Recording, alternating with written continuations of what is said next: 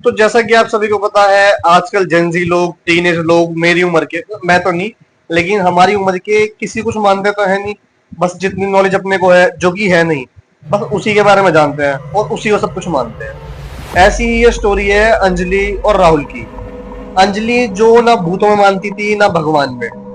बस उसे इतना पता था, वो लोग रहते थे डोसा, जो मेहंदीपुर बालाजी जयपुर, उसके पास एक छोटा सा विलेज था डोसा, उसमें वो रहा करते थे। तो अंजलि ने मेहंदीपुर बालाजी मंदिर के बारे में बहुत कुछ सुना था कि वहां पे लोग ऐसे पोसेस हो जाते हैं, उन पे हवा वगैरह आती है, खेलते हैं कूदते हैं। उसे ये सब केवल सुना था, उसे विश्वास इन सब पे था नहीं। वो मानती थी ये सब मजाक है और वो ये सब मजाक में उड़ा देती थी। पर उसमें क्यूरियोसिटी तो बहुत ज्यादा रहती है जानने के बारे में कि ऐसा क्या है वहाँ पे। तो राहुल और अंजलि एक दिन प्लान बनाते हैं मेहंदीपुर बालाजी जाने का। सो ये लोग बेसिकली निकल जाते हैं, ये अपना रूट वूट देखते हैं और ये वहाँ पे पहुंच जाते हैं। तो ये वहाँ पे देखती है बहुत ज्यादा भीड़ है, उस दिन ट्यूसडे का दिन होता है, तो वैसे वहाँ पे भीड़ बहुत ज्यादा होती है। तो इसने जो जो सोचा था, जो जो ये सब चीजें मजाक में मानती थी, वहाँ पे देखते हैं ये सब असलियत में है। लोग बहुत जोर जोर से चिल्ला रहे हैं, मंत्रों का जाप हो रहा है, और जो जो उसने सब कुछ सोचा था और केवल सुना था वो सब वहाँ पे रियल है। वहाँ पे एक जगह है प्रेतराज दरबार, जहाँ पे ऐसा सब होता है। तो वहां पे वो देखती है एक यंग मैन, मतलब उन्हीं किसी उम्र का एक आदमी, बड़ा सा स्टोन अपने एक पत्थर लेके वो अपने सर में मार रहा है। उनके सामने वो देख रही है एक बहुत बड़ा सा पत्थर लेके वो अपने सर में मार रहा है। एक वो औरत देख रही है, वो एक छिपकली की तरह, लिजार की तरह वो दीवार पे चढ़ रही है। वो ये सब बातें देख के डर जाती है और वो राहुल को बताती है ये सब जगह बहुत मुझे अजीब सी लग रही है। वो वहां डर जाती है, उसे लगता है ये सब बहुत अजीब है। वो वहां से निकलने के लिए कहती है, और अब वो वहां पे चले गए थे। तो राहुल उसको समझाता है कि अब यहाँ तक आ गए हैं, प्रसाद तो ले ही लेते हैं और फिर अपना घर चल देंगे। तो जब वो प्रसाद लेने की तरफ जा रहे होते हैं, अंजलि नोटिस करती है एक बहुत बूढ़ी सी औरत उसको घूरे जा रही है बहुत देर से।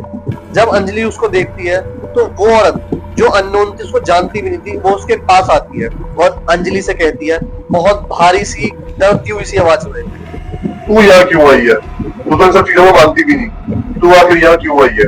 वो एकदम डर जाती है, वो कुछ नहीं सोच पाती। बस राहुल उसको लेता है और वो बालाजी के दरबार के अंदर चले जाते हैं, वहां पे पूजा वगैरह करते हैं अपना, और प्रसाद लेके निकलने लगते हैं।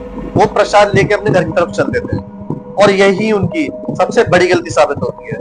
क्योंकि मेहंदीपुर बालाजी में ऐसा मानना है, या मतलब वहां पे कहना है कि वहां से कोई भी चीज अपने घर नहीं लेके जाते इन रियल।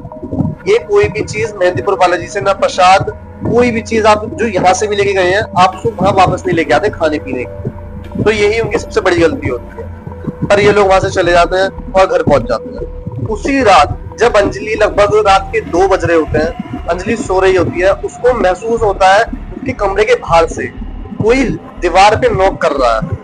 और जैसी वो उसको सुनती है, वहां से एक आवाज आ रही होती है, मैं तुम्हारी सांस ले लूंगा, मैं तुम्हारी सांस ले लूंगा। अंजलि एकदम डर जाती है, वो एकदम उठती है, वो लाइट वगैरह खोलती है, वो देखती है वहां कोई भी नहीं होता। वो ये सब बातें अपनी मासी को बता देती है, जो मासी पहले ही मेहंदीपुर बालाजी काफी बार गई हुई होती है। मासी उससे केवल एक बात पूछती है, तुम लोग वहां से प्रसाद तो नहीं लेके आए थे? अंजलि जब भी फुल शॉक्ड हो जाती है और वो मासी को सब बातें बता देती है, जो जो उनके साथ हुआ, जो जो उनको वो बुढ़िया मिली, जो जो उसने उसके बारे में सोचा, जो जो उसने बोला, और वो प्रसाद लेके आई होती है, वो ये बातें मासी को बता देती है। मासी समझ जाती है सब क्यों हो रहा है। वो जब भी उसके कजन राहुल, जो उसके साथ गया था, उसको जब भी फोन करती है और घर बुलवा देती है। उसके बाद बेसिकली नाइट को कुछ नहीं होता, वो सब लोग सो जाते हैं, राहुल घर पे आ जाता है, सब लोग सो जाते हैं और दिन सही रहता है। नेक्स्ट रात में जब अंजलि के लगभग 2:30-3 बज रहे होते हैं, वो सब लोग सो रहे होते हैं, अंजलि के कमरे से आवाज आती है ऐसे ऐसे मंत्र बोलने की, ऐसी ऐसी भाषाओं में जो उसको आती भी नहीं। मासी और राहुल देख रहे होते हैं, वो ऐसी ऐसी बातों में मंत्र बोल रही है या कुछ कुछ ऐसा बोल रही है जो वो भाषा जानती तक नहीं, और बस वो एक ही चीज को लूप में लगातार बोलती जा रही है, बोलती जा रही है। राहुल जाता है, उसको एकदम उठाने की कोशिश करता है, वो एकदम झटके से उठती है और उसे कुछ नहीं पता होता कि वो क्या बोल रही होती है, कुछ नहीं। वो एकदम कहती है कि क्या हुआ, मुझे क्यों उठाया?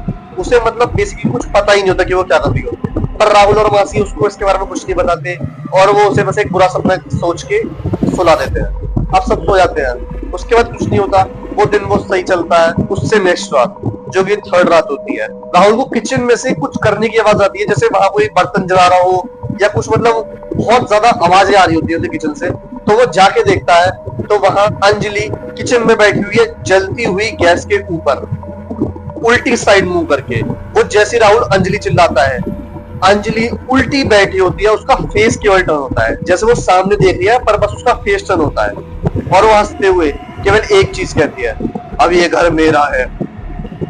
और राहुल डर जाता है। वो ये सब बातें एकदम मासी को आता है। मासी कहती है अब इसका बस एक इलाज है, बालाजी चलते हैं। राहुल को समझ नहीं आता, लेकिन केवल मासी की बातों में आता है और वो लोग नेक्स्ट डे बालाजी जाते हैं। मासी अंजलि को एक हरिराम पंडित जी, जो वहां के प्रेत दरबार के पंडित होते हैं बालाजी के, उनसे मिलवाती है। और मासी पंडित जी को सब कुछ सच सच बताती है, जो कुछ उनके साथ हुआ होता है, जो कुछ अंजलि ने करा होता है, और वो प्रसाद लेके आए होते हैं, ये सब बातें उनको बताती है। पंडित जी उन्हें बताते हैं ये कोई सयानी आत्मा का काम है। अंजलि किसी सयानी आत्मा के कब्जे में है, जो प्रेत राज का सेवक है। इस अंजलि ने उनकी बुराई करी, उनके बारे में उल्टा सीधा बोला, उसकी वजह से उन्होंने उसे कब्जे में कर लिया। पंडित जी अंजलि को प्रेत दरबार में बैठाते हैं और मंत्रों का उच्चारण शुरू करते हैं। धीरे धीरे मंत्रों का उच्चारण शुरू होता है और तेज होता है। धीरे धीरे अंजलि भी एग्रेसिव और गुस्से में होने लगती है। पंडित जी जैसे हनुमान चालीसा का पाठ शुरू करते हैं, अंजलि में अलग ही टाइप की एक गुस्सा, एग्रेसिव पना आ जाता है। वो तेज तेज चिल्लाना शुरू कर देती है, जानवरों की तरह बर्ताव करना शुरू कर देती है, उल्टा सीधा काम जैसे हाथ पैर फेंकना और बहुत कुछ खेलना वेलना शुरू कर देती है। पंडित जी हनुमान जी की मूर्ति के पैरों में से सिंदूर उठाते हैं और अंजलि के ऊपर फेंकते हैं। जैसे ही वो फेंकते हैं, अंजलि खून की काली काली उल्टी करने लगती है और अंजलि एकदम चिल्लाती है अलग सी आवाज में, जो उसकी आवाज थी भी नहीं। मत करो ये सब, छोड़ दो मुझे, मत करो ये सब, छोड़ दो मुझे। पंडित जी मंत्र का उच्चारण करना शुरू करते हैं और उसके ऊपर गंगा जल छिड़कते हैं। जब भी अंजलि गिर जाती है और बेहोश हो जाती है, पंडित जी उनको बताते हैं आत्मा बस शांत हुई है, अभी गई नहीं है, लेकिन फिलहाल के लिए सब सेफ है और आप घर जा सकते हो। लेकिन इस बार आपको प्रसाद सारा यही छोड़ देना है और मंदिर से जाते वक्त पीछे मुड़ के नहीं देखना। वो सब लोग इन्हीं सब बातों का ध्यान रखते हैं और जाने लगते हैं। सब बातों का ध्यान रखते हैं वो, पर राहुल एक बात का उल्लंघन कर देता है। एक बात गलती से वो भूल जाता है। मंदिर से निकलते वक्त राहुल पीछे मुड़ के देख लेता है। राहुल जैसे पीछे मुड़ के देखता है, वो देखता है मंदिर की बाउंड्री पे, जो मंदिर की दीवार है, उस पे काला साया, काली सी परछाई बैठी हुई है, जिसके बहुत लंबे लंबे हाथ है और उसका चेहरा नहीं है। वो उसको देखता है और वो डर जाता है। वो सब लोग घर जाते हैं। राहुल को 1-1.5 हफ्ते तक नींद नहीं आती। वो सोने की बहुत कोशिश करता है, उसे नींद नहीं आती। 3-4 महीने बीत जाते हैं। अंजलि धीरे धीरे सही होने लगती है, पर अंजलि से मौसी ने और राहुल ने अभी तक, अंजलि इस बात से खफा थी, अंजलि को ये बात किसी ने अभी तक नहीं बताई। लेकिन राहुल को आज भी सपने दिखाई देते थे, मैं वापस आऊंगा, मैं वापस आऊंगा। यही थी हमारी आज की स्टोरी, और उन लोगों के लिए सीख जो भगवान या भूत में नहीं मानते या अपने आप को सबसे ज्यादा अक्लमंद मानते हैं। अगर पसंद आई है आपको स्टोरी, तो सब्सक्राइब कर लीजिए हमारा चैनल, लाइक कर दीजिए वीडियो और कमेंट कर देना अपना फेवरेट पार्ट। जय बालाजी।